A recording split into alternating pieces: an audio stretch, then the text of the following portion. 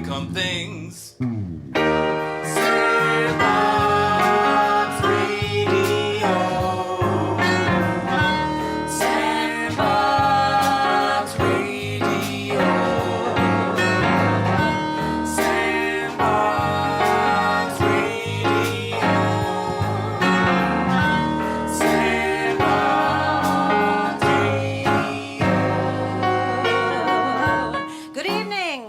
Welcome to Sandbox Radio, coming to you from west of Lennon, live in the heart of Fremont, the center of the universe. Tonight, new plays from Paul Mullen, Vincent Delaney, Elizabeth Heffron, Scott Augustin, and Anita Montgomery. Poetry from Charles Leggett. The Sandbox Players, and music from Jose Juicy Gonzalez and the Sandbox Radio Orchestra.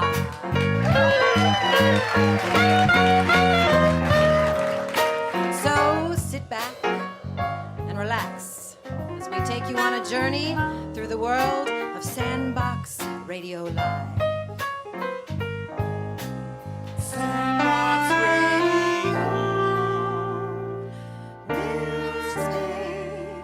All day in the backyard we'll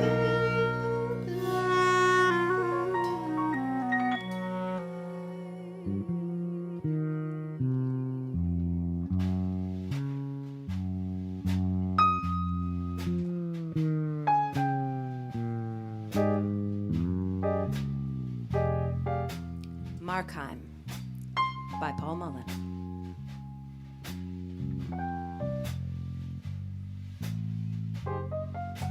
There are bureaucracies you cannot know about. Bureaucracies which in turn barely know about you. And yet, the gears of their working turn in gears, turning gears, clockwise and counter, turning in turn your gears too.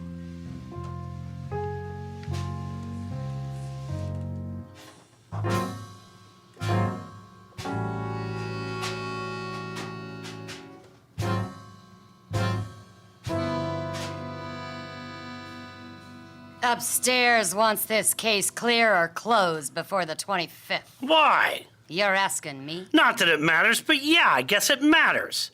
A rush might mean a different approach. We're shorthanded and maxed. Aren't you chubs always? Not like this, no. You didn't hear it from me, but for some reason the flip's important. Fits in down the line. Quasi-apocalypse shit and so forth. The clockwork ostensibly turns on this kid. Somewhere down the line.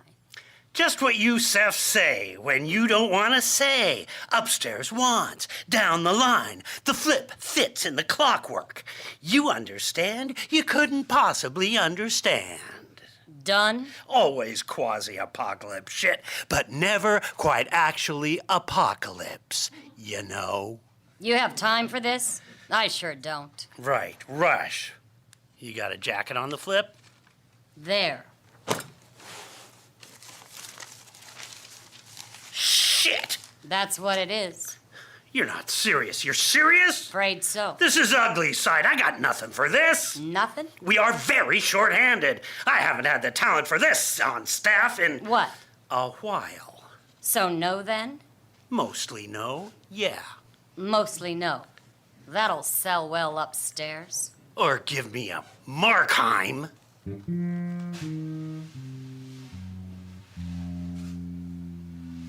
Sell that upstairs. That hasn't sold in a long time, Chub. Times change, Seth. Times are tough. And there's a clockwork, you say, which the flip fits into, and I got nothing to flip with. Cut me loose a Markheim. You wouldn't know what to do with one. From what I hear, I wouldn't need to. I'll see what I can sell.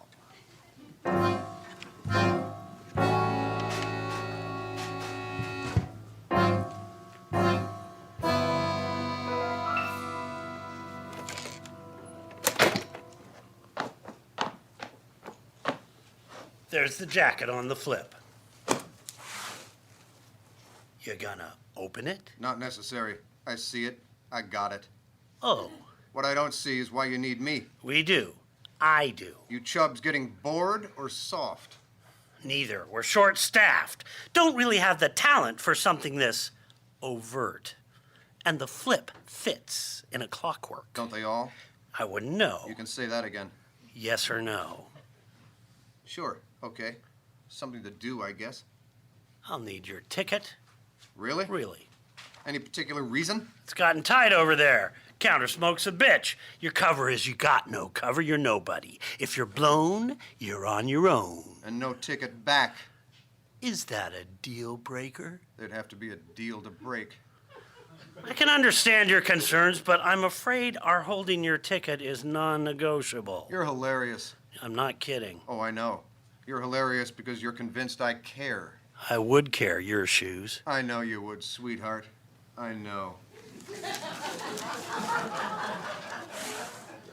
There. Now you can rest in peace. You'll get it back. Sure I will. Listen, we don't care if you have to abort. Just don't get blown and you can come back. It's okay to fail so long as I don't blow my cover, which is nothing. Right. And if I do, Well, you'll have my ticket. right. So I'm stuck over there. Right. The wandering Jew solution. Essentially. Glad to see you guys still sticking with the classics.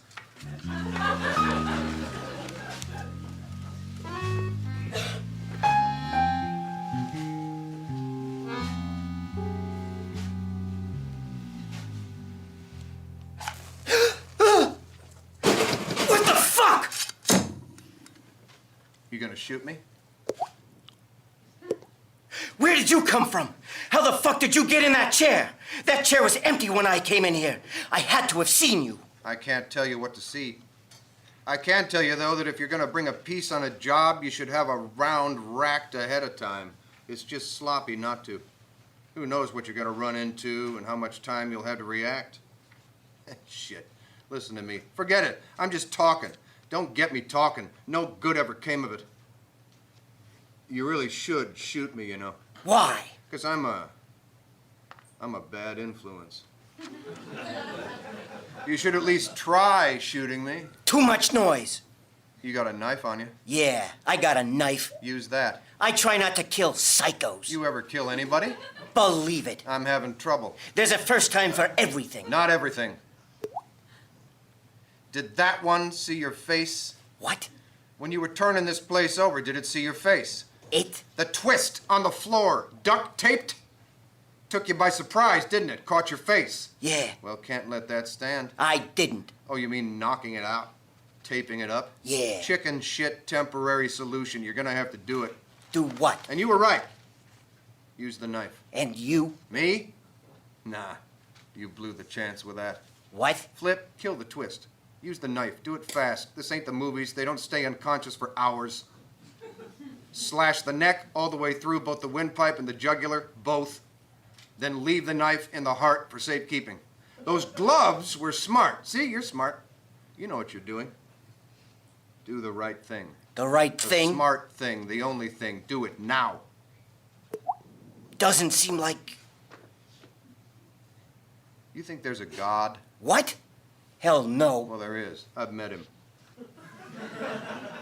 And he's an angrier, uglier, brutaler motherfucker than you could ever hope to meet. He wants this. Trust me. He wants you to know what this feels like. He made you for this. You know at least that much in your dumb guts. You think I'm lying, but you know it's true. Do it.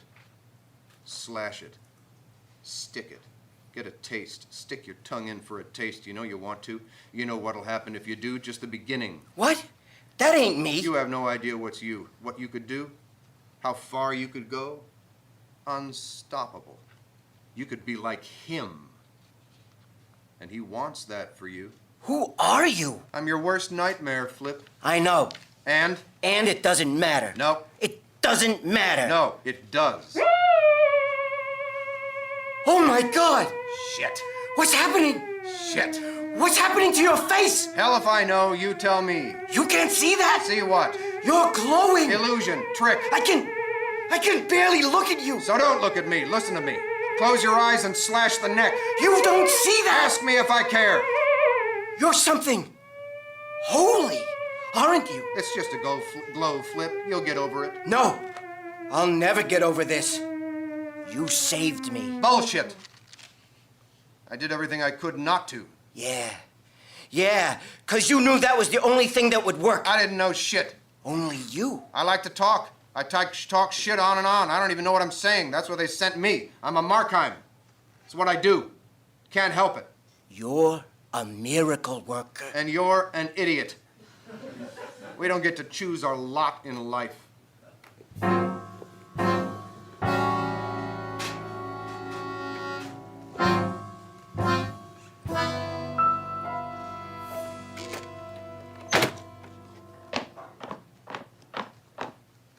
That was fast. It's always fast. I wouldn't know. Yeah. Well, thanks. Save it, Chub. Okay. There's your ticket. Yeah. Keep it. I can't keep it. It's yours. Job's done. Time to go home. You mean the fix? I mean home. You can't get there without your ticket. I said keep it. This is a problem, Markheim. Maybe, but it's not mine. I'm done with the fix. I'm gonna have to take this upstairs. Yeah? Yeah. Do me a favor. Yeah? You take it as far up as it can go.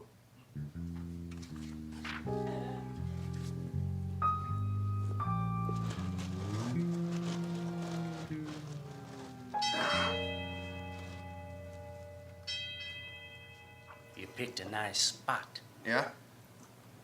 Yeah. What do they call it? Seattle. Never heard of it. No reason why you should have. And this spot, what do they call this spot, Bez? Harbor Steps. Well, that makes sense at least. Yeah. So how long you think they'll let you just wander around over here unchaperoned? Why should they care? They always get what they want. Maybe. But they ain't crazy about the unexpected. They'd kill the golden goose. They done stupider. True that. Killed goldener. Yeah. Yeah, they have. And, you know, if you're not on assignment over here, What? well... What? I mean, who's saying Sam can't scoop you up Nobody. or take you out? He's had opportunities prior. When you were on jobs, he may not see it the same, you being a tourist. Sam and I go way back. That's what everybody says about Sam. Really? Really. Well, What? life's a bitch and then you die. You wish. Markheim.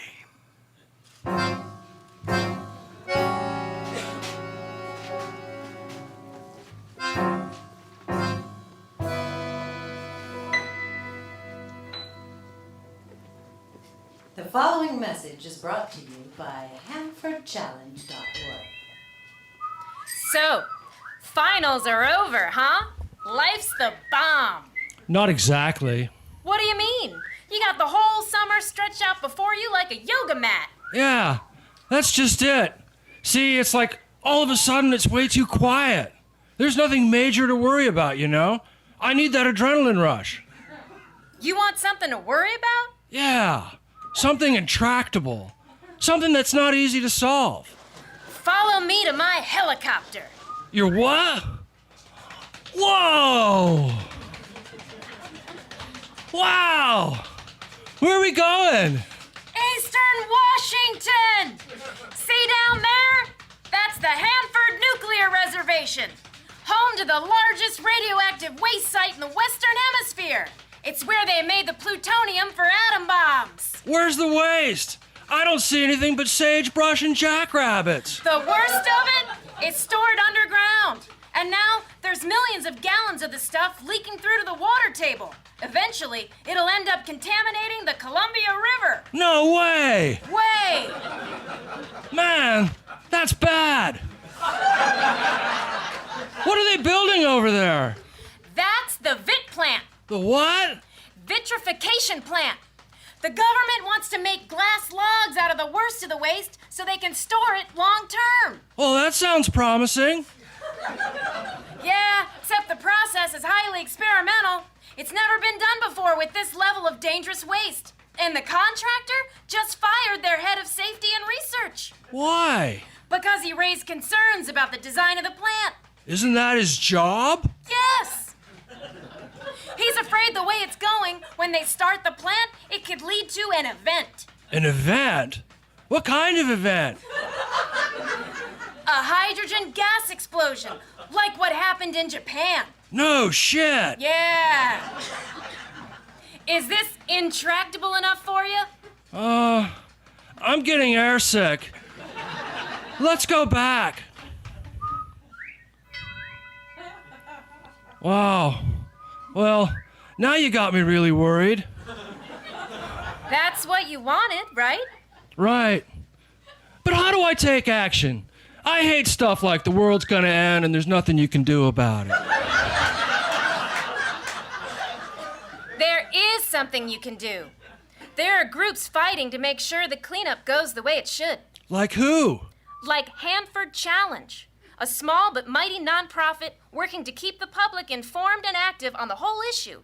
Hanford Challenge. I'll check them out. Just go to hanfordchallenge.org and read up. Yeah, thanks. Now my summer's totally screwed. You're welcome. Find out what's cooking in Washington's own backyard. Visit hanfordchallenge.org today.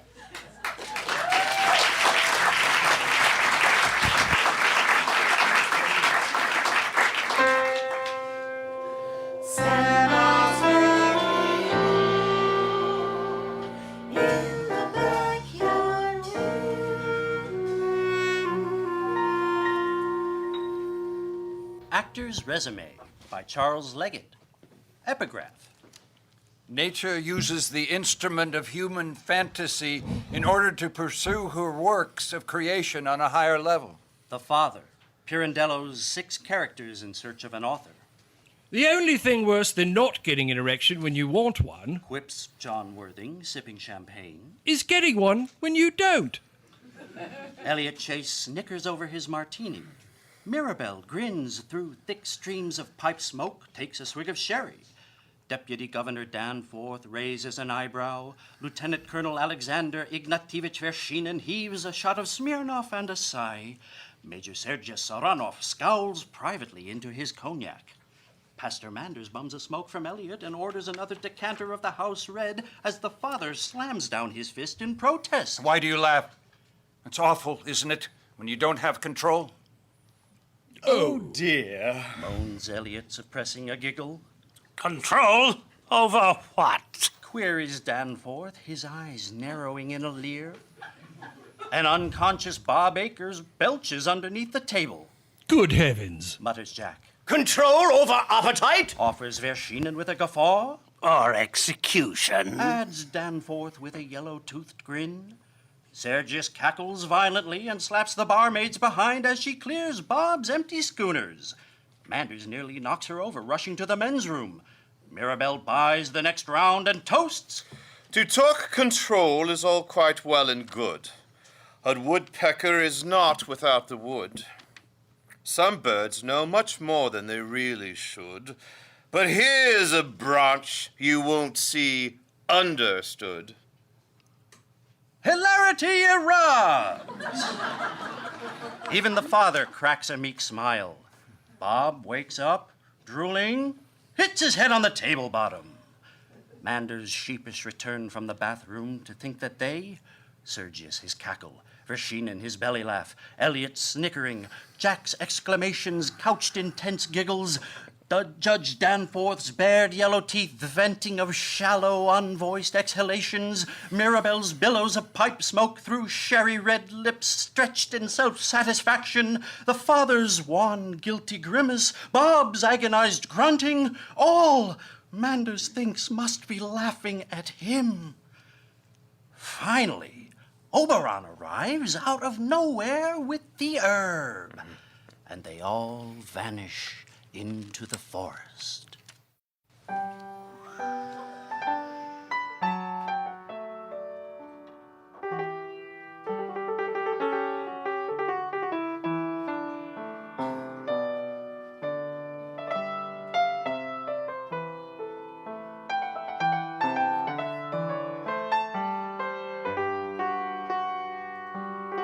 Notes from the Workplace by Vincent Delaney. I am a sick man. I am a spiteful man. I am an unattractive man. It's affected my outlook on work. Nathan, what are you doing with all these books? I'm filing them, Charles. That's a dumpster. You're putting our books in a dumpster. Well, most of these are badly written. I think we need to talk. After the library fired me, I couldn't stop myself. I was sick, and I knew it. I lost 9 jobs for cheating, for stealing, for provoking the owner's cats, once for insubordination, which was odd since no one knew what I really thought of them. Nathan, do you like customer service? Why do you ask, Meg? Your face often seems, well, contorted. I have a prosthesis, Meg. I think we need to talk. I floated for a time. I wondered why. Was it some sick thrill? Did I honestly just not like people? Why did I find so many ways to provoke them? Excuse me, Nathan. I hate to bother you. It's just some of the callers feel like you're a touch surly. They need to toughen up, Liz.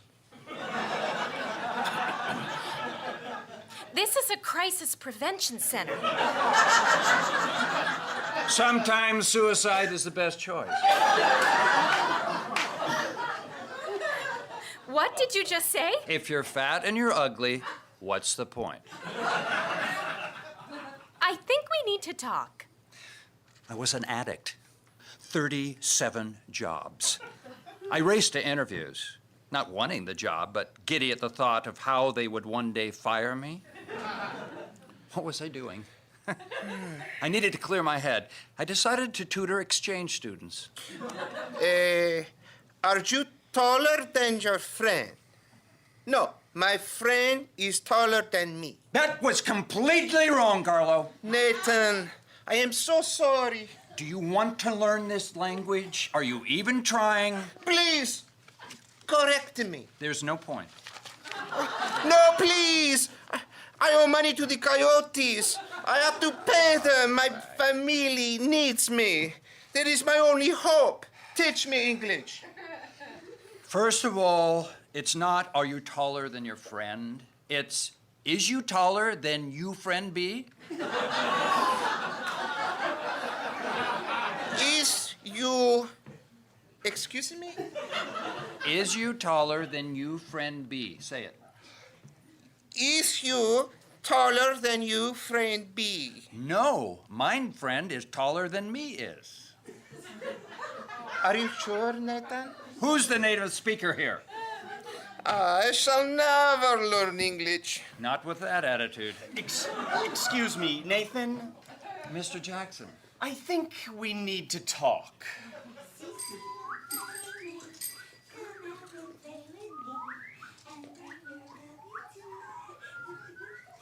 Some men want to date hundreds of women.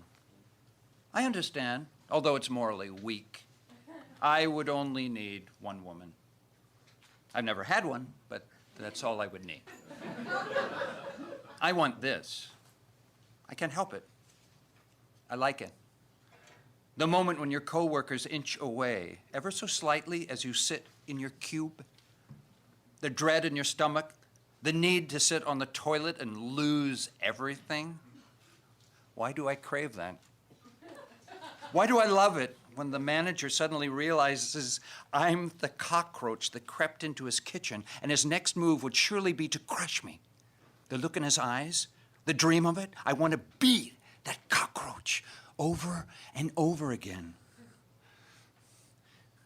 It's so much work to live this dream. Okay, now Carl here gets along fine with Coco, Diggers, and Spike. Carl does not get along with Butters. Do you have that? Carl likes Coco, Diggers. And Spike. Carl does not like Butters. No, Carl will rip Butters' face off and devour it if he gets the chance. Did they used to date? You have references, right? Oh, absolutely. Just call the shelter. They know me. I'm there all the time. So, here are the leashes. Color coded. You'll notice each is of varying length based on the aggression level of the dog. The angriest dog has the really short leash. That would be Butters. No, not Butters. Butters is sweet. I'm talking about Carl. I was just testing you, Debbie. Okay. Most important issue, you leash Butters last and keep her on the long leash, way out in front. She starts to slack off, you call her name. You say, go, Butters, try it. Go, Butters. No, really say it. Go, Butters! Okay. For your first time, I'm going to just wait here. You take one turn around the block, see how you do. Once around the block. Once only. Nathan, these are really important dogs. I got it, Debbie.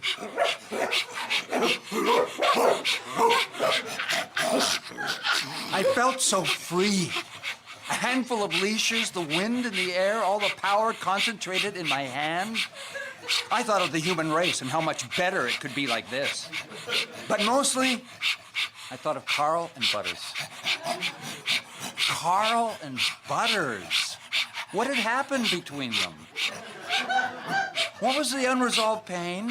The words left unsaid, the bitter hopes dashed. Had they truly loved and there was betrayal?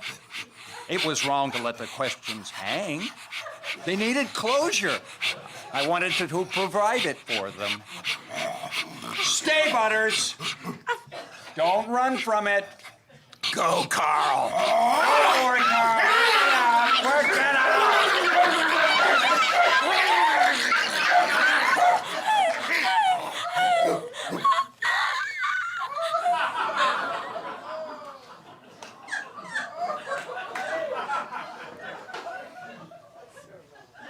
It's a small room, not even a studio.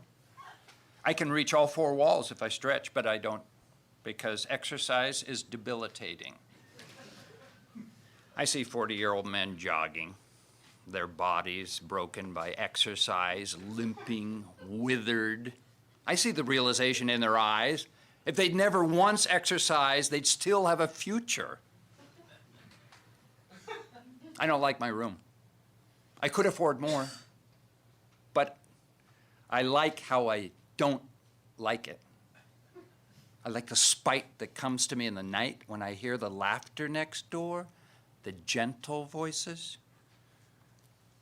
They don't know I'm here, a part of their wall or their ceiling or their floor. They don't know all the things I hear. They have a cockroach, each of them suspended in their midst. I wish they would crush me. Sometimes I walk, I don't know why, in the park past a mob of joggers. Hi. Excuse me? Just saying hi. Who do they think they are? Talking to me like that. I was rattled. I needed a pick-me-up. I went to a job fair. Hello, everyone, and welcome to the recruitment fair. I'm Anna. I'm a hiring specialist. It is so nice to see such smiling faces out there. Hi, Anna! I'm Nathan! Goodness, we have a self-starter here. His name is Nathan, not afraid to put his best foot forward. Nathan, why don't you come on up to this microphone? Come on up. We're all in this together. Everyone, give Nathan some encouragement. That is the spirit. That is the way to get every person in this room a job, a decent job, a job with benefits, a job with mobility. What do you say? Yes! Like everyone here, Nathan is out there early every morning, on the streets, on the internet, sending the emails. Is he updating his resume on a daily basis? He is! Does he research the company before he makes initial contact? He does! Will his hard work pay off with a high-quality interview that is guaranteed to leave a strong impression with the employer? It will! Nathan, this is your moment. I know there are some employers out there right now. No pressure for a go-getter like you. Tell us all, your fellow job seekers, your future boss, tell us your best quality. I've been fired 47 times. Let's move on.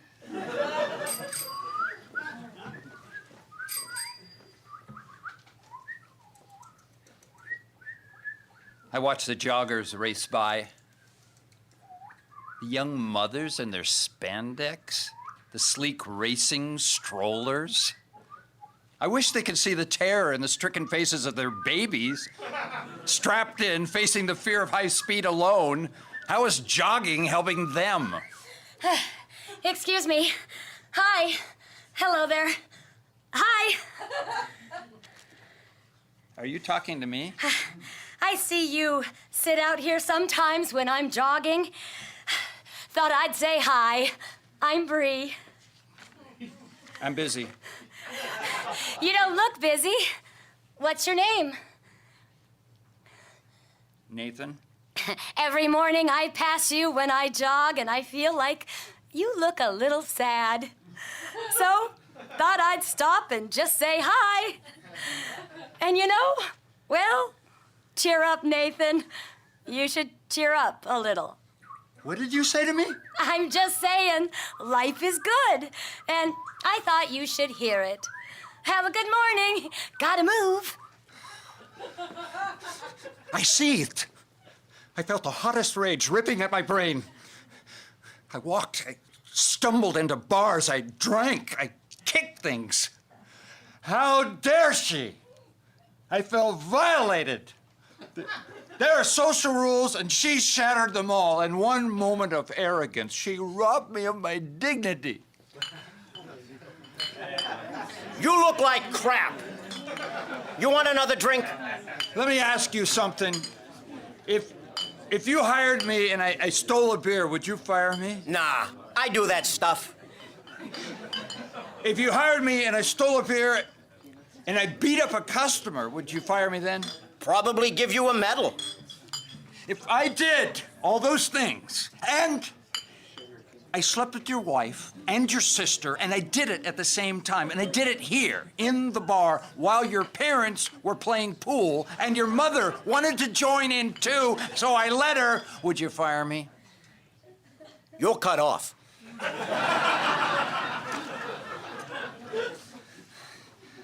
I wandered all night.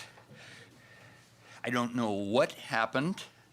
I think a car hit me, but it was a spongy bumper, and I passed out on the street, and later, crows dragged me away.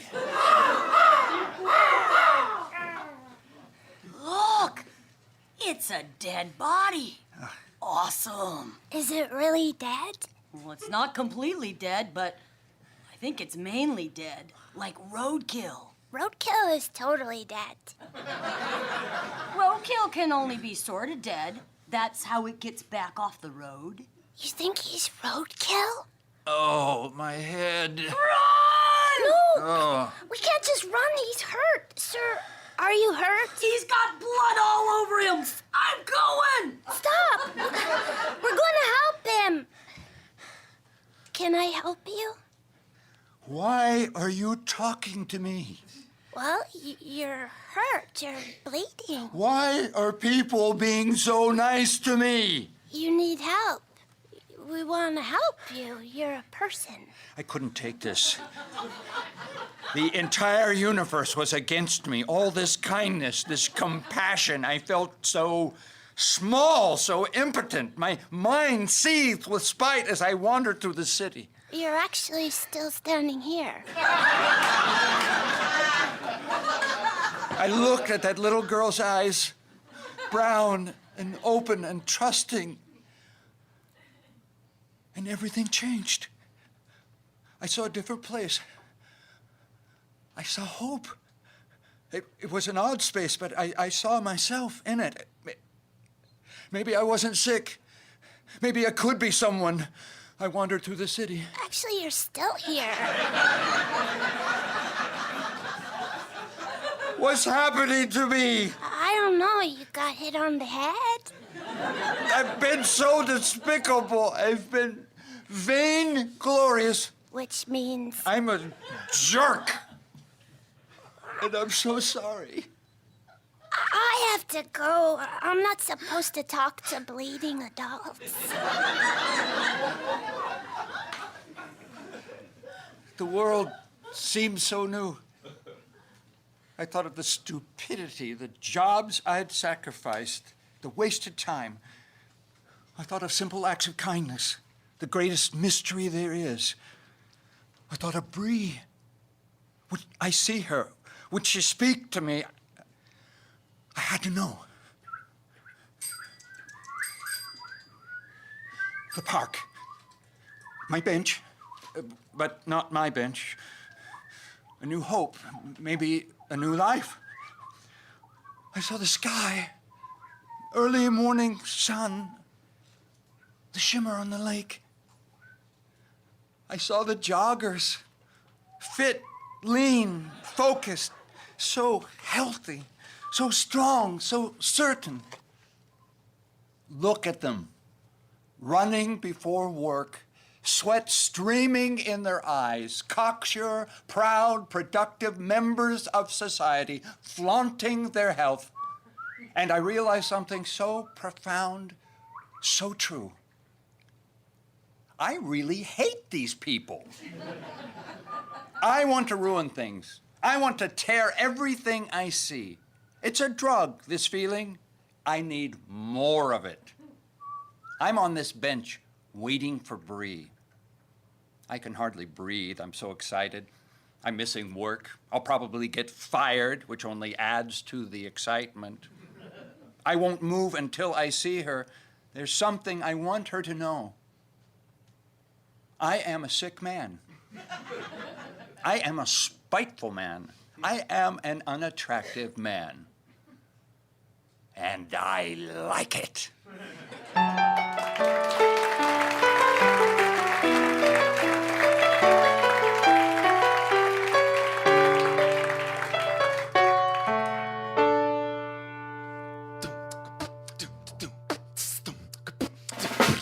Oh yeah, here we go now. Make democracy. What? Make democracy. Yeah. Make democracy. What? Make democracy. The following interlude is brought to you by the citizens at Guiding Lights Network. Sometimes, yeah. Sometimes, yeah. You see what's wrong in the street, in the house next door, at the corner store, and you want to go down and fix it, lend a hand and tell the man. But that ain't so easy, no, not anymore. Everybody on the laptop, hammering on the phone. Look around the block, ain't nobody home. You sign the same petition 5 damn times, and nothing happens, nothing moves, nothing adds to nothing, and you're stuck in the same groove. Some folks, they wanna sit back and complain. Oh, don't do that shit for the pain, cause it takes a civil action to set the civil course and stop the evasion, ease the frustration, change the equation, build a foundation for democracy. Make democracy. What? Make democracy. Yeah. Since 2005, the Guiding Lights Network has been helping the people of Seattle do what they do best: organize, gather, debate, engage. We bring citizens together to encourage, inspire, and teach each other the most effective ways to be passionate advocates for our communities and find caring, effective solutions for living in a complex world. Some folks, they like to wash from the side, say that they don't ain't no way to survive, cause it takes a civil action to step a civil cause and generate traction. Welcome reaction, madness in action, constructive action for democracy. What? Make democracy. Yeah. Make democracy. What? To join our network and find more ways to be an effective citizen for your community and your world, go to guidinglightsnetwork.com and make democracy. Make democracy. What? Yeah. Make democracy. Yeah. Make democracy. What? Make democracy. Yeah.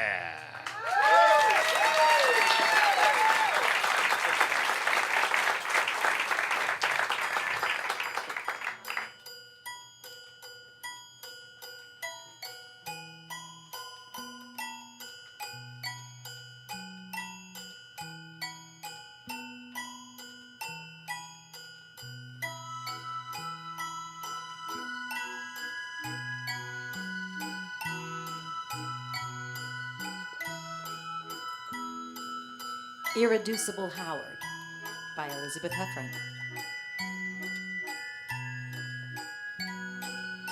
Ladies and gentlemen, we are here to witness the most mundane and astounding event in the universe: the birth, life, and death of one Howard Alphonse Gautenecht.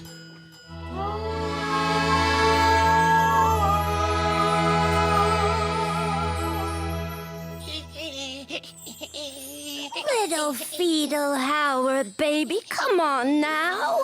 Stop clinging. It's time for your big splashy entrance. Yeah, sugar. You can't stay up here with us angels tweedling your tootsie all day. You gotta go down to that blue-green orb and make your way.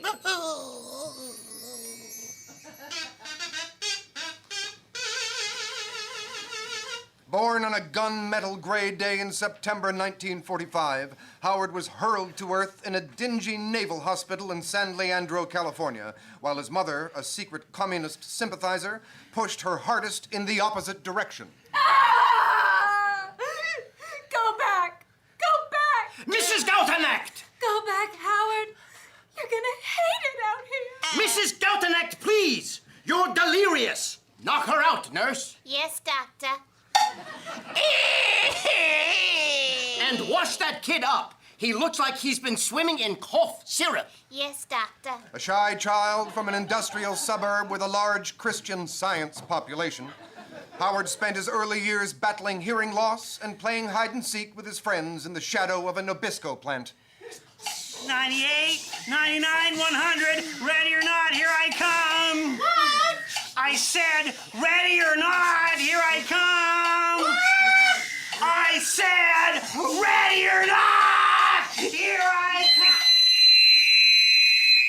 Howard's teenage years were filled with the usual acne, existential angst, and pathetic attempts at sexual understanding. What is that? You know what it is, Howard. No, I don't. Sure you do. Well, I don't see why everybody calls it a pie. It doesn't look anything like pie. Eventually, Howard found his high school niche as second clarinetist in the marching band and senior class treasurer, where he passed out piggy banks that pooped pennies as part of his campaign. Vote for Howard Gautenacht. Vote for Howard Gautenacht. You'll save in the end.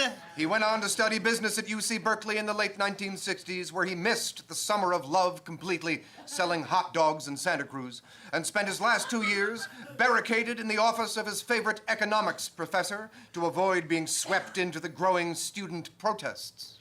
Ho, ho, Ho Chi Minh, Vietnam is going to win. Protest, schmotest. They are a perfect example of Keynesian dynamics. Look at the t-shirts they are selling, the rolling papers. Look at the rising price of sage. Keynesian dynamics. I tell you, Howard, where there is tumult, there is money to be made. Industrial contracts, yeah? Do you hear me, Herr Gautenacht? Yes, Professor, I think so. Basically, it's your supposition that chaos equals cash, correct? Wunderbar! You get an A! Yippee! Howard married Kitty Boombottom, a bubbly young Nixon supporter and minor kleptomaniac in 1971. After honeymooning on the Long Beach Peninsula, where he and Kitty drank double daiquiris by a peanut-shaped pool and toured the local aquarium, Howard went to work for IBM in Houston, Texas, and settled in for the long haul. Well, this is it, Kitty. What's it, Howard? This is it. We're settling in for the long haul. We are? Absolutely. Well, in that case, Howard, I'll need an in-home vacuum cleaner and a trash compactor. Over the years, Howard and Kitty had 2 healthy children, a girl and a boy, and then one that was stillborn, which they once tried to talk about after dinner as they watched the evening news, but just couldn't quite do it. 3 people were killed in a horrible gardening accident today. Howard, Yes? do you ever... What? I can't seem to feel my feet. They're right there, Kitty. I know. I just can't seem to feel them anymore. You know what I mean? Let me rub them a little. No, Howard. Just a little. No, it's not about my feet. I thought you just Well, said... it's not. Oh. Never mind. Oh, that's Nancy Reagan with little Patty. Turn it up. Just say no. The following year, Kitty was arrested at Neiman Marcus for lifting a turquoise brooch off a deeply tanned mannequin. The charges were discreetly dropped, and she was referred to a psychiatrist who put her on a series of little pink pills. I do so love my little pink pills. I don't know, Kitty. Oh, shut up, Howard. They're a modern miracle. Ask Dr. Labutsky. He'll tell you exactly what a miracle they are. Aside from a sudden and intense interest in Civil War reenactments, Howard took to swimming as his main hobby and release from the unspoken pressures he felt building. Back and forth in long, deliberate strokes, he would swim across the pool, allowing his mind to float beyond the office and his output issues and the orthodontist bills to a place he felt he knew extremely well, yet had never actually been, one that was slightly erotic.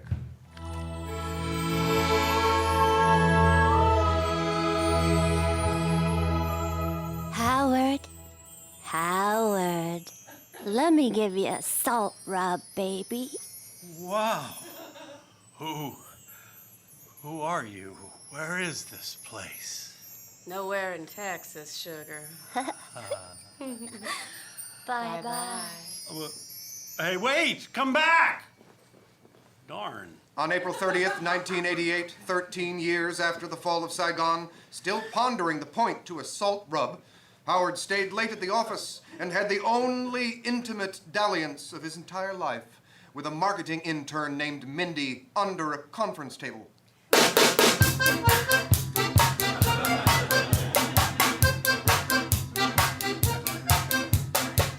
Okay, now, turn over. That's right. Watch your arm.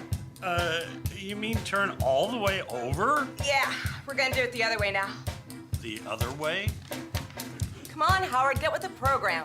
We're blasting off. We're finding meaning in the physical. Ow!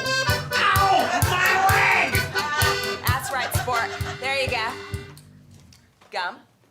Howard came home from this night of contortion drained and exhausted.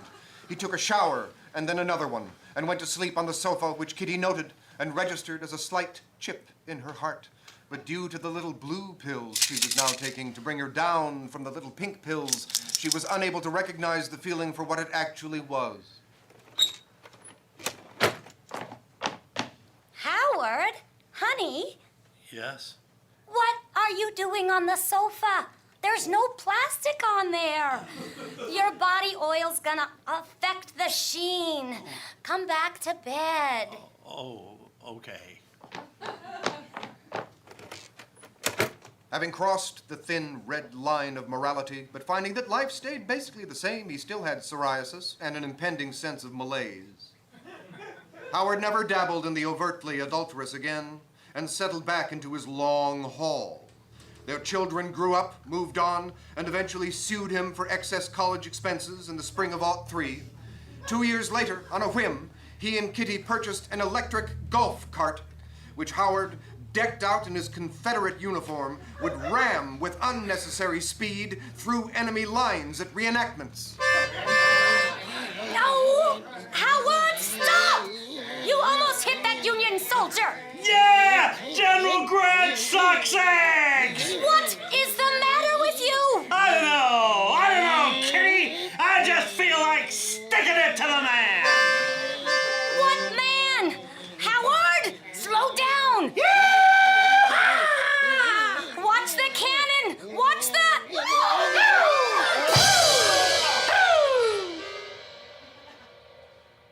Kitty? Kitty, are you all right? Oh, my God! Don't touch me! Where are my pills? Kitty. No, Howard. I don't want to know what this has to do with the deficit.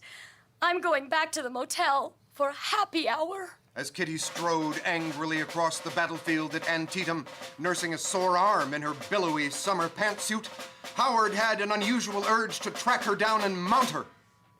But he abstained, and chose instead to savor this fleeting moment of exhilaration as it dawned on him that for the first time in his life, he had willfully destroyed private property. Wow. I think I just willfully destroyed private property. Back in Texas, Kitty found solace in her Tea Party Tetris Club and Howard stared down his twilight years at IBM by joining Facebook and friending the entire Southeast Asian corporate subgroup. Then, 2 weeks before he turned 65 and 4 days after signing up for Medicare, Howard awoke one morning to see fantastic Chinese fireworks in one eye and 2 ample-bosomed angels swimming through his other.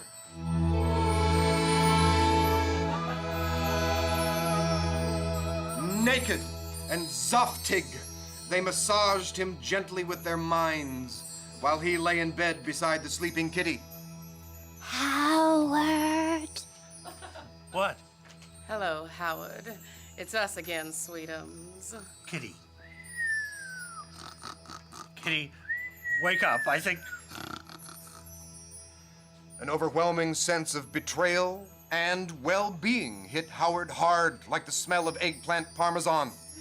A moment later, a second blood clot slammed into his carotid artery and sent him fully back to his angels.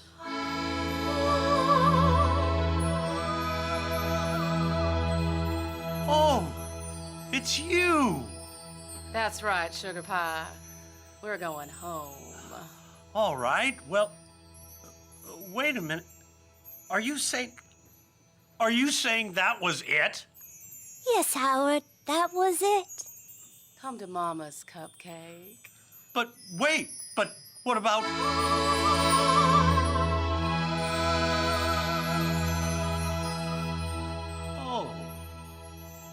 Oh, yes. And there you have it, ladies and gentlemen. Another irreducible life cycle, registered, recorded, and gone.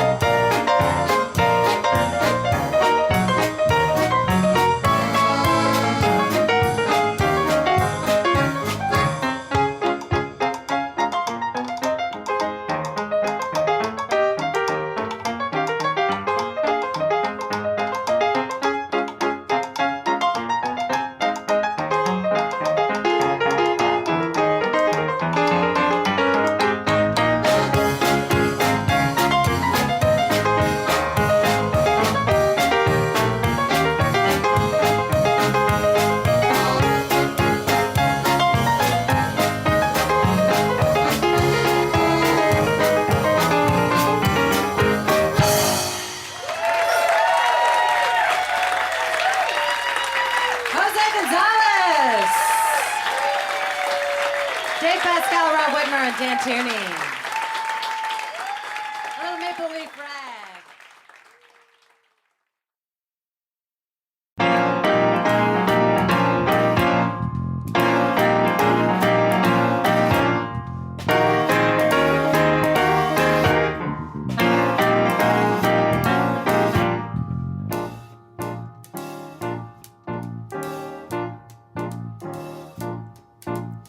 Caught the boat, not knowing where he'd finally land. He looked around and said, I'm in Fremont, man. He never thought before he left the USSR that he'd end up in Seattle just across from a bar. West of Lenin, west of Lenin, west of Lenin. Back in Mother Russia, no one cared for his art. To be a politician just about broke his heart. In the center of the universe, now he can be free, where the hippies and the commies live in sweet harmony. West of Lenin, west of Lenin, west of Lenin. All the kids are heading down to 36th Street to hang with Comrade Lenin. It just can't be beat. West of Lenin, west of Lenin. To the statue, then keep going straight. He'll have a flower in his cap and be the perfect date. West of Lenin, west of Lenin, west of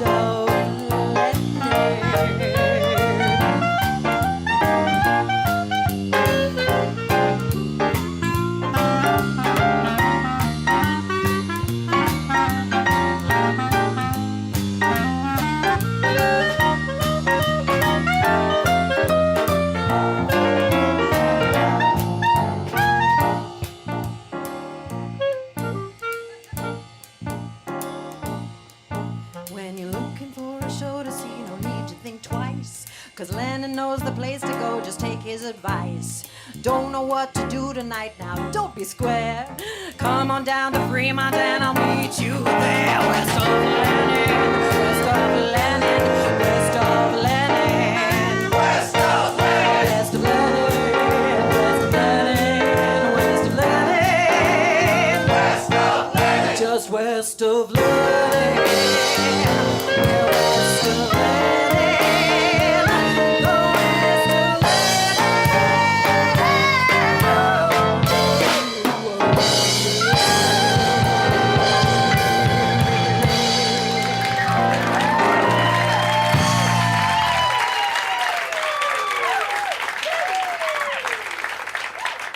Please welcome to the microphone, Mr. Charles Leggett.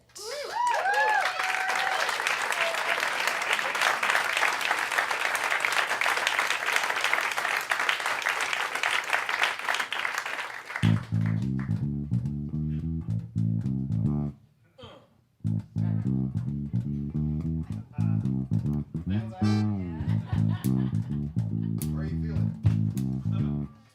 Right here.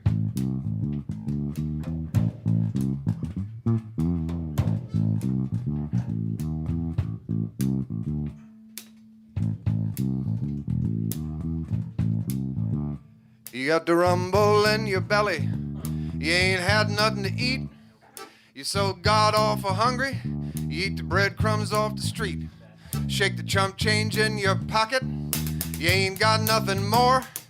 You ain't even got nothing stashed away for what your life gonna have in store. And your wife, she won't quit talking on that telephone. How long can it take this woman just to call up and say hello? And then come and knock, knocking. It's a rent man wants a check. He don't pay you, no, never mind. He just wants you to pay the debt. And the doorbell start to ringing. It's a mailman for your wife. And the doorbell keep on ringing. It's a milkman for your wife. You mix all this stuff together. You're trying just to do your best. You're thinking, good God Almighty, is this some kind of a test? It's a recipe. A recipe for stress. Yes, it's a recipe. A recipe for stress. Oh, it's a recipe.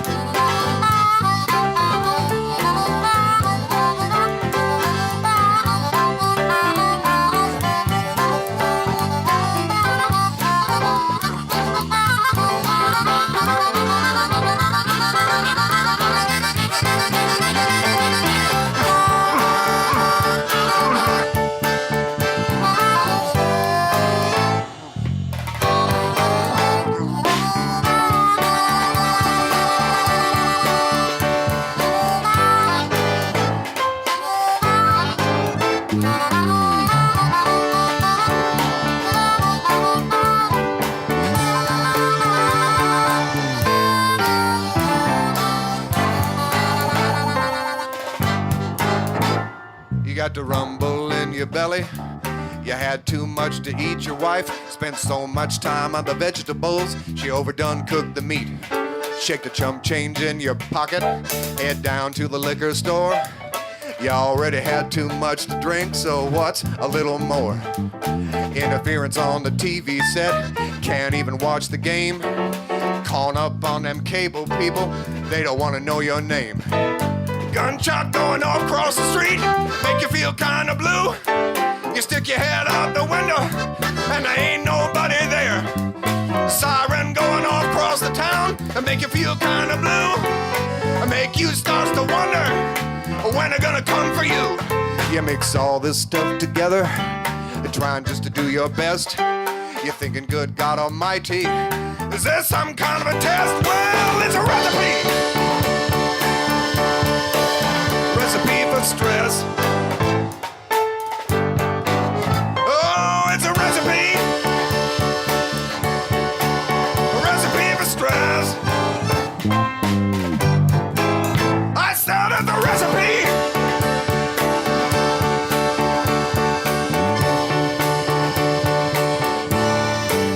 Recipe for stress. Mercy.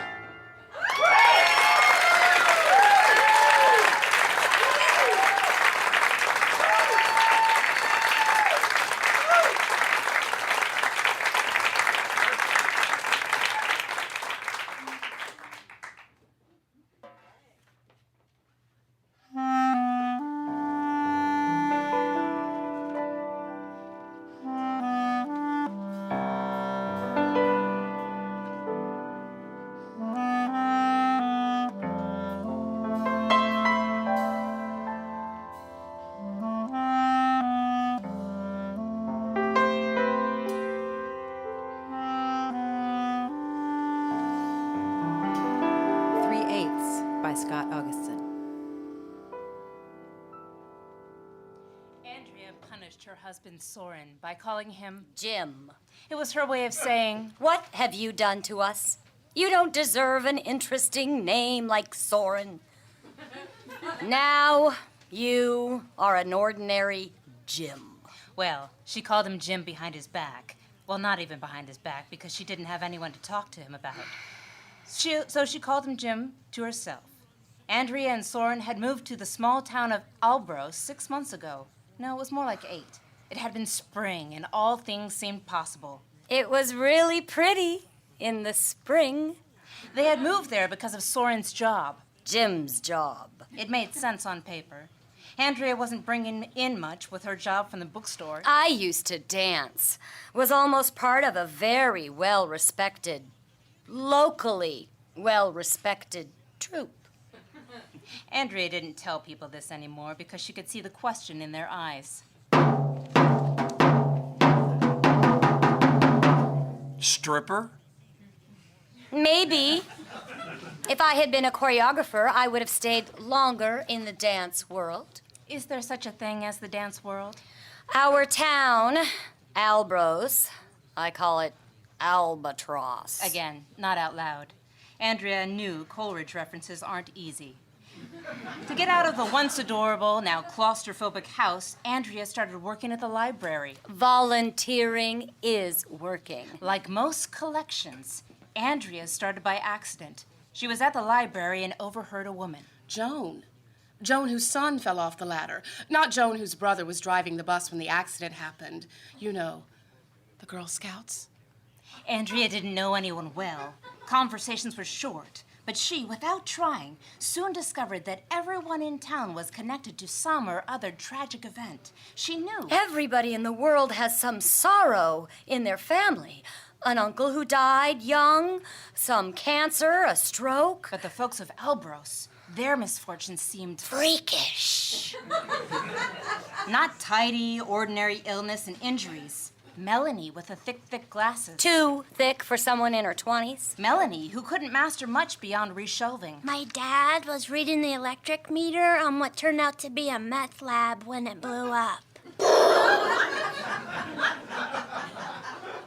Leslie. Who goes through romance novels like water. Leslie. My eldest son died of an infection in her mouth. No, wait, yeah. Brought on because Dr. Parker, the dentist, he used his untrained wife as a dental assistant to save money.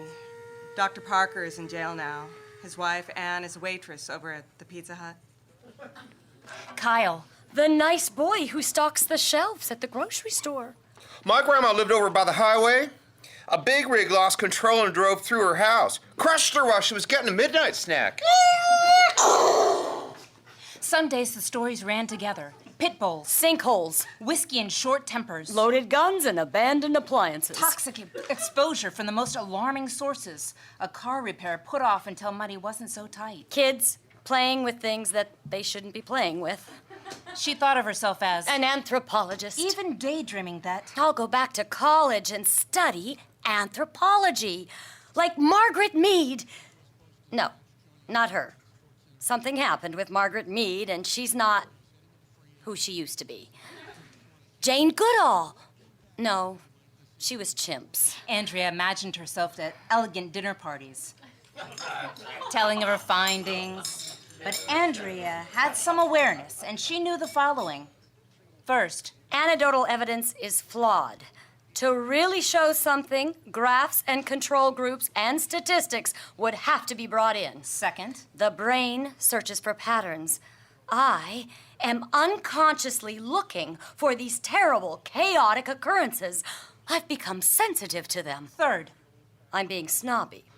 I've constructed a very judgmental house of cards. Like I'm saying, see how carelessly these poor people live? I'm better. She did it to hover over the town. As if escape were still possible. It was inevitable that Andrea would meet Lynette. Lynette brought her 2 young sons to the twice-weekly story time. Lynette was thin to the point of gaunt, and Andrea could not imagine her pregnant. And not just once, but twice. The boys weren't interested in being read to. The younger one was always chewing on something and staring off in the distances. The older one... I'm assuming he's older because of his size. He was fidgety and anxious. The library had a box of toys that the little one gnawed on and the bigger one tried to smuggle home. Andrea heard Lynette say... Justin's dad. And... Aaron's dad. So she knew the boys had different fathers. Not such a big thing. And yet, something sent Andrea's antenna up. 1 week after story time, a battered old car pulled up with 2 men. Lynette looked out the window. Justin, Aaron, your dads are here. Andrea found the fact that the fathers were so amicable. Either oddly sophisticated or awfully trashy. Jesus Christ, Bobby! You took out Justin's car seat. He still needs that. Lynette, we had to take it out so there'd be room for everybody. Yeah, Lynette, we thought you'd be happy for the ride. You assholes. You guys are out on bail. Goddamn traffic ticket could send you back to county. Judge would love to bounce you back. Shit. Never mind. Justin can ride on my lap. Next story time, Andrea managed to maneuver herself next to Lynette. It's just great that your kids' dads are friends. Huh? You know, I saw them pull up together on Tuesday. Yeah, well, they just got the 1 car between them, so they're usually together. Plus, since the eviction, they're both living with their mom. Mom? Andrea was momentarily adrift. Oh, they're brothers. Yeah. Lynette picked up a Dixie cup of high C. The Haney boys. Andrea thought back to Tuesday and the words out on bail. How could she steer the conversation to... I suppose, Lynette said with a mouthful of dry, cheap cookie. I should enjoy them while I can. Their trial is coming up. Who knows what'll happen? Trial? Lynette shrugged. Drugs. Oh, so Justin and Aaron, is it? Yeah. So they're more than half brothers? Somebody pointed out they're cousins, too. Andrea had never been great with math. So they'd be like 3/8 brothers. Yeah, I guess so. Over the next few weeks, Andrea courted Lynette, soaking up her life story. If Lynette found it strange that someone was interested in her life story, she never said anything. I mean, I was going with Bobby first, but we were totally broken up. And everybody says I started going with Mike to make Bobby jealous, but that is pure BS. Mike was always nice to me. And you know, he was living with us, so I'd see him every day anyway. But Mike and I broke up before I knew I was carrying Aaron, and of course, I got back together with Bobby. I mean, we were like high school sweethearts. Andrea knew she shouldn't be treating this woman's life like a soap opera. But I just can't help it. Or maybe she could help it, but didn't. What gets everybody so confused is that Mike is younger than Bobby, but Aaron is older than Justin. Hey, I got some people stopping by my place this afternoon. Want to come? Andrea didn't need to be asked twice. Yes!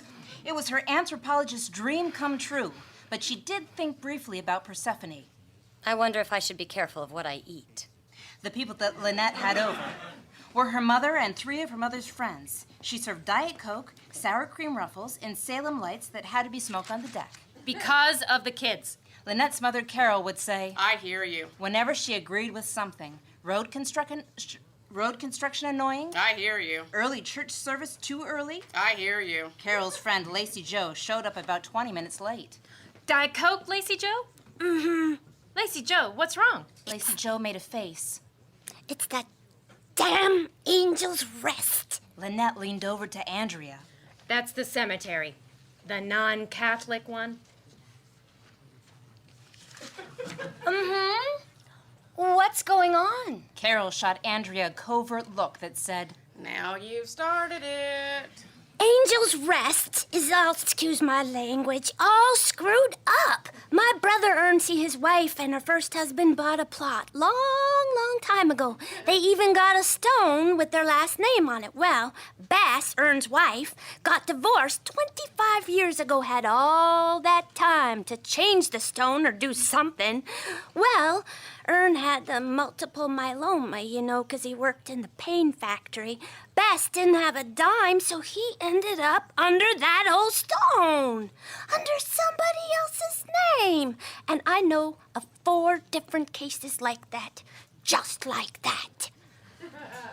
Paula, who had been quiet until now, raised a finger. And then there's the Norson girls. Remember how we had that big collection drive at the church? We gave Mamie the money for a marker, but she went to Orlando and all those girls have is a cement block with the plot number. Lacey Joe took a swig of Diet Coke to fortify herself. Well, I have just found out the worst.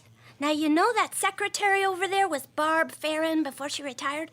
Well, I guess she did such a terrible job with the files that there is no record over 10 years old. They don't know where anybody is. Could not find them for $1 million. Andrea had dreams that night. She didn't remember the details, but mislabeling was involved. Was I trying to make a cake but couldn't find the right ingredients? Was I flying a plane with all sorts of unmarked buttons? Couldn't tell you for $1 million. Lynette wasn't at the next story time, and Andrea was curiously relieved. But the story time after that, again, no Lynette. She got worried.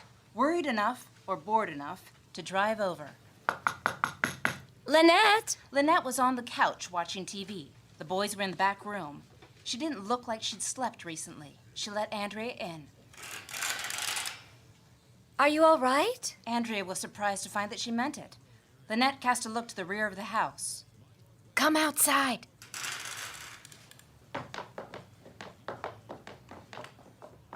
Once outside, Andrea assumed Lynette would light up a cigarette. Instead, she reached out and grabbed Andrea's wrist.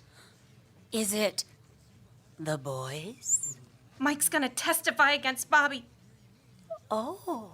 Andrea tried to remember which was Mike and which was Bobby. I don't care about them. But my boys, I mean, they're little now, but in 10 years, Justin is gonna hate Aaron. Just when they need each other most, I don't know what to do. Andrea held it together for an hour and then found an excuse to leave. When she got home, she sat on her front steps and began to cry. All of the tragedies she'd been collecting became real. The insects she pinned to cardboard came alive. It rained down a biblical deluge, threatening to drown her. The phone ringing from inside brought her to her senses like a more or less friendly slap. Years later, she would tell people, I knew. I just knew, could feel it before I picked up. I was certain that this was a life-changing phone call. In fact, sometimes Andrea would go so far as to tell people that she answered the phone by saying, This is about my husband, isn't it?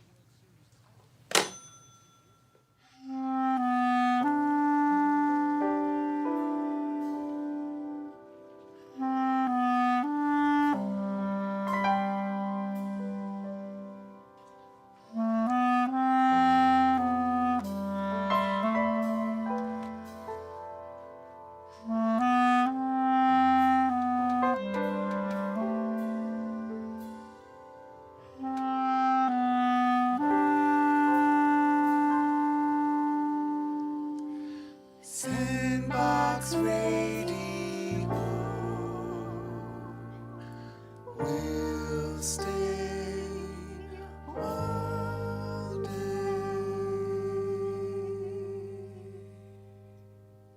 The following scene is brought to you by Freehold's Engaged Theater Program. There's Caesar! So, what say ye, soothsayer? The Ides of March have come. Aye, Caesar, but not God. Why doesn't he listen to that lady? He's too proud. He thinks he's all that. Oh, man. Shh, here comes that Brutus cat. I kiss thy hand, but not in flattery, Caesar, desiring thee that Publius Cimber may have an immediate freedom of appeal. Ooh, he's done it now. Freehold's Engaged Theater Program brings professional productions of classic texts like Shakespeare to underserved communities around Puget Sound, and then follows up with workshops that explore the play's themes. We also host residencies, which allow participants to work with teaching artists to generate and perform their own original work. I could be well moved if I were as you, Brutus. If I could pray to move, prayers would move me. But I am as constant as the northern star. I was constant when Cimber should be banished, and constant to remain to keep him so. Dumb.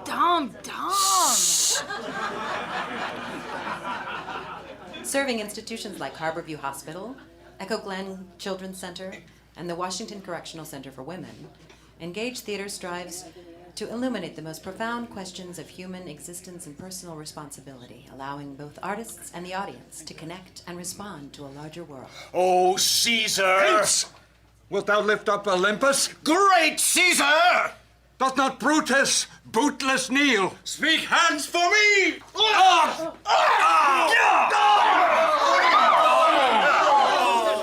They all have to stab him? Looks like. Et tu, Brute? Then fall, Caesar. Freedom! Liberty! Tyranny is dead!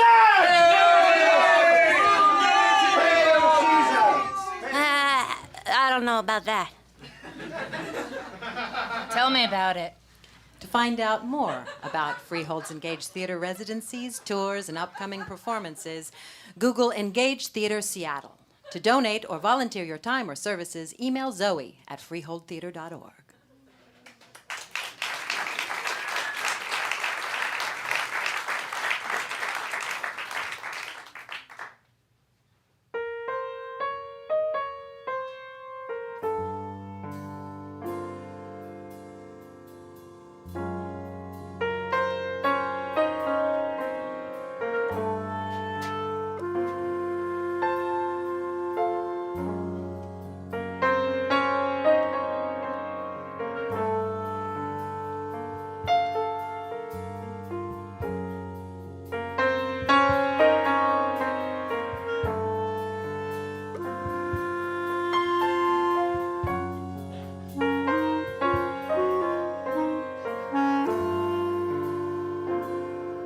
Road Trip by Anita Montgomery. take the picture. Just hang on a second. Come on, Wendy, just I'm take just trying to figure out the shuttery thingy. You know, the aperture thing? Here, just take it. Take it with my cell phone. No, this will be much better. Better quality. I just haven't used it in a while. Oh, my God. Stand just a tiny bit to a left. Take a step to the left. Come on, what left? My left or My your left? Quickly. Oh, my God, the sun, the view is just Yeah, I'd love to amazing. look at it, but you just got me posing for this fucking picture. Well, never mind. You're gonna start swearing at me? Please, just take the picture. Fine. Done. You're free. Thank you. Wow, it is beautiful. Yeah. The surf's really big, isn't it? Is it? I think so. Seems big for June. Haven't been here in a while, though. I'm trying to remember when. It was John and Kelly's wedding? Yatchits. 2 years ago? God, you're right. Oh, that was a great vacation. Max was... Yeah, let's go, okay? Okay. You want me to drive? No.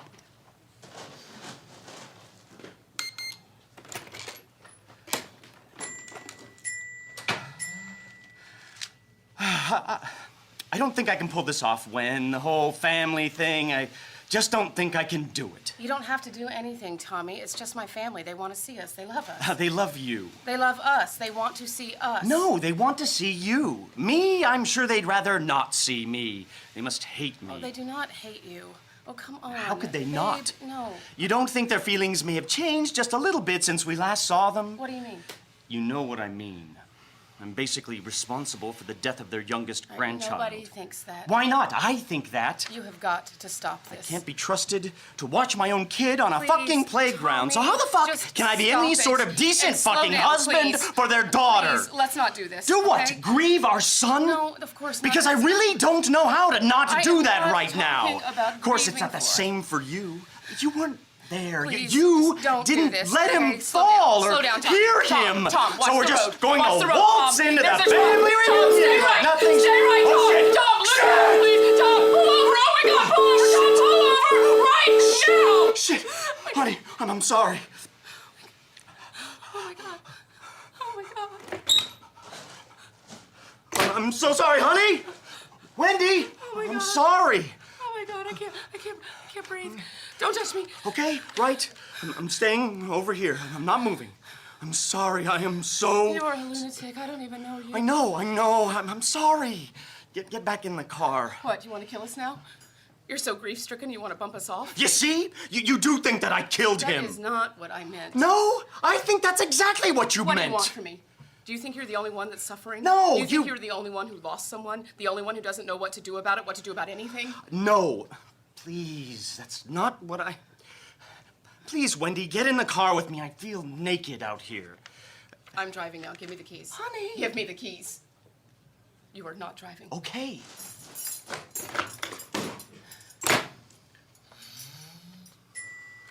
Wait a minute. Please, turn off the car. Please, Wendy. I know I've been a complete mess right now. I know that. I'm full of self-pity and self-loathing, but I can't stop. I can't stop seeing him. Just please let me talk. I can't stop seeing him fall, seeing him on the ground, and I can't stop blaming myself because I was there. I was right there. I was standing there, and I couldn't do a goddamn thing about it. I am not blaming you. You're not? Really? How can you not?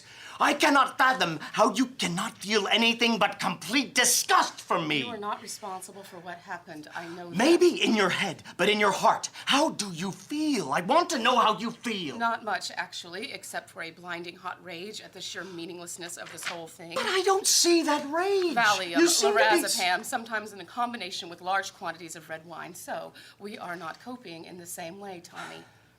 I am just trying to put one foot in front of the other. But you are. You are putting one Because foot I'm in- not paralyzed. What do you want me to do, Tom? Should I be tearing my hair and wailing? Would that suit you? Of course not. No.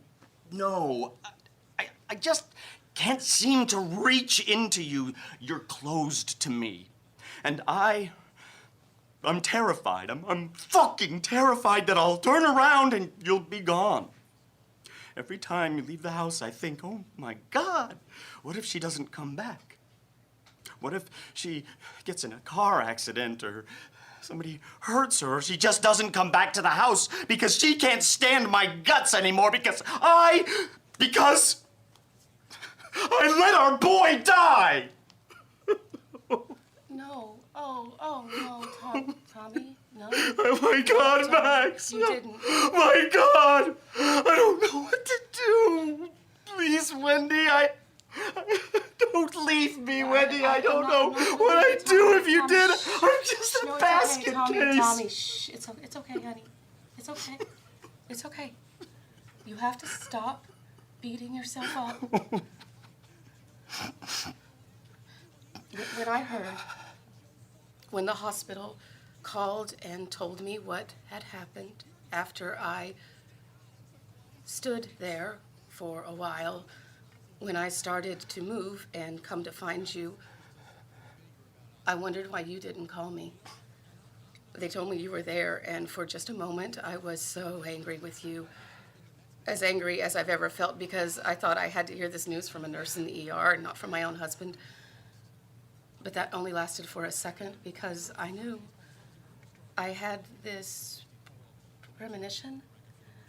I could see you sitting on a bed, holding him in your arms, and I knew that you couldn't put him down.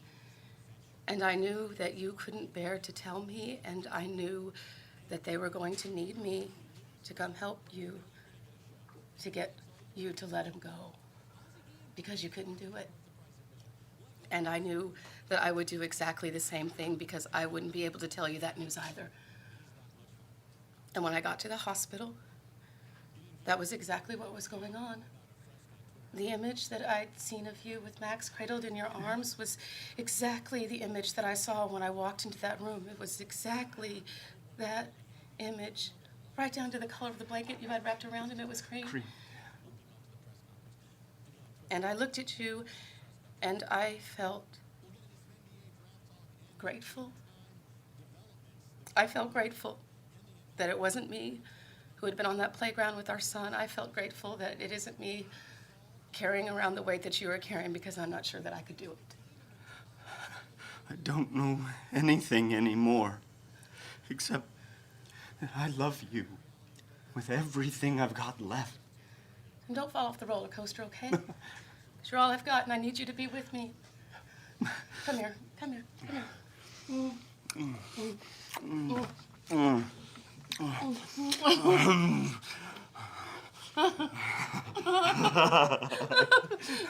Wow. No, yeah, I'm sorry.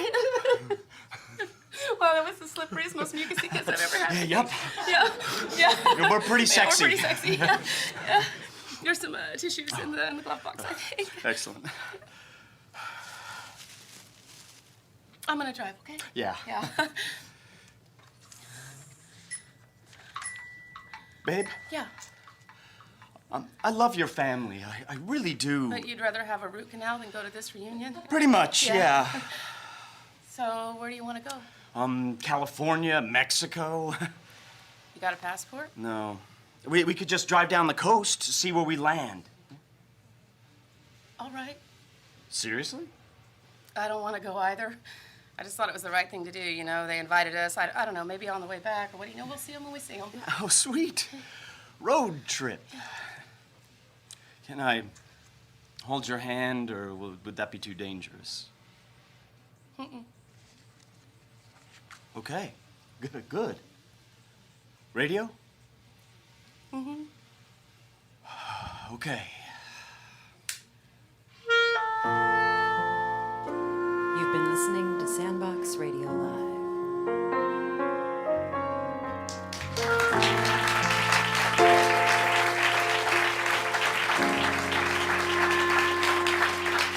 Jump into our sandbox.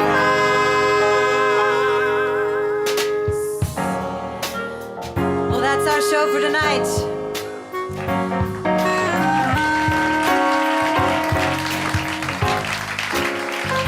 We'd like to thank AJ Epstein and Wes Stolenin for having us tonight. Sandbox Radio is a project of the Sandbox Artist Collective. For more information about us and how to get the podcast of this show, visit www.thesandboxac.org. We'll see you back here in October for the next live edition of Sandbox Radio.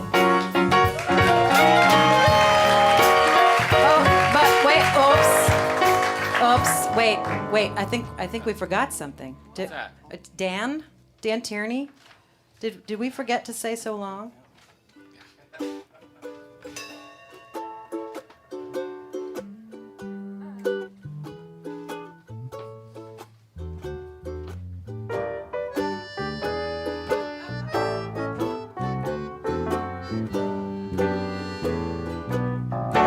It's really been swell.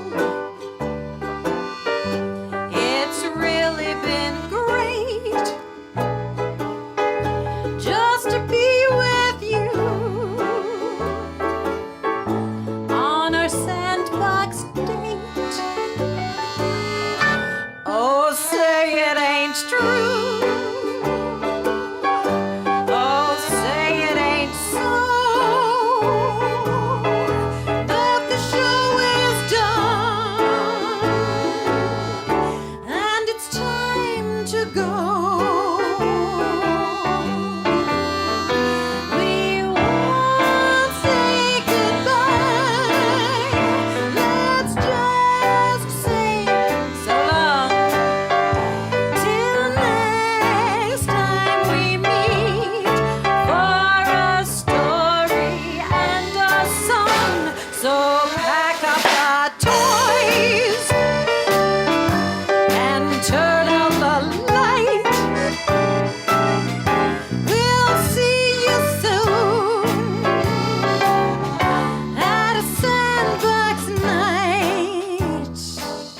Tonight, the Sandbox Radio players were Eric Ray Anderson, Norman Bell, Christine Marie Brown, Jen Hammond, Sarah Harlett, Victor Janis, Kelly Kitchens, Mick Coleman, Charles Leggett, Todd Jefferson Moore, David Natali, Kate Brian Neal, Annette Tutongi, and Sean John Walsh.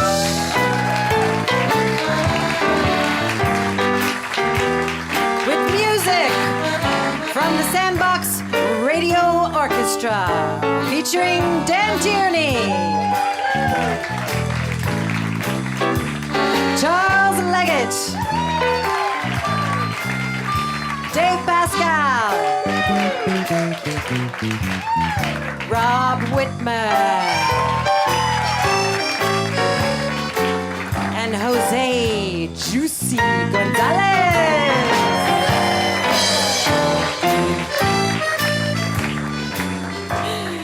And I'm Leslie Law.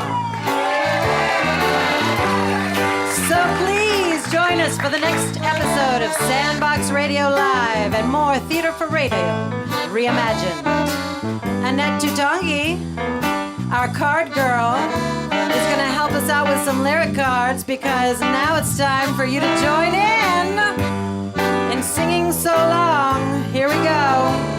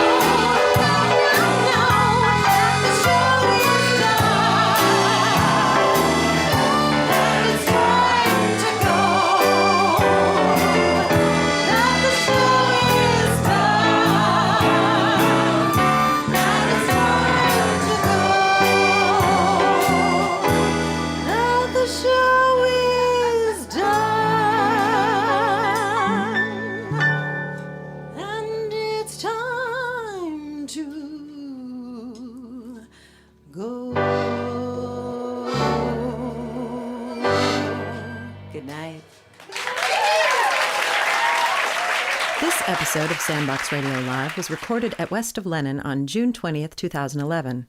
It was engineered by Christopher Stewart and mixed by Rob Whitmer.